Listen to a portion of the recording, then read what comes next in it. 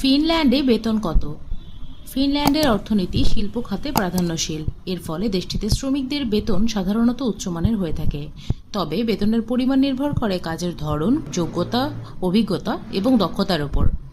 বর্তমান পরিস্থিতিতে ফিনল্যান্ডের শ্রমিকদের মাসিক গড় বেতন বাংলাদেশি টাকায় 2,50,000 থেকে 5 লক্ষ টাকা পর্যন্ত। অভিজ্ঞতা ও দক্ষতা অনুযায়ী বেতন ধীরে ধীরে বাড়ে। উদাহরণস্বরূপ, ড্রাইভিং, প্লাম্বিং এবং টেকনিক্যাল কাজের ক্ষেত্রে অভিজ্ঞ কর্মীরা তুলনামূলক বেশি আয় করে থাকে।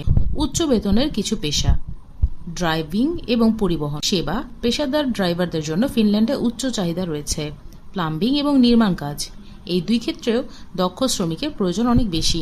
তথ্য প্রযুক্তি এবং ইঞ্জিনিয়ারিং, ফিনল্যান্ডে প্রযুক্তিগত খাত দ্রুত বিকাশ লাভ করছে, ফলে এই খাতে আকর্ষণীয় বেতন পাওয়া সম্ভব। কারখানার কাজ, উৎপাদনশীল শিল্পের চাহিদার কারণে ফ্যাক্টরি কর্মীদেরও ভালো বেতন দেওয়া হয়। ফিনল্যান্ডে কোন কাজের চাহিদা বেশি?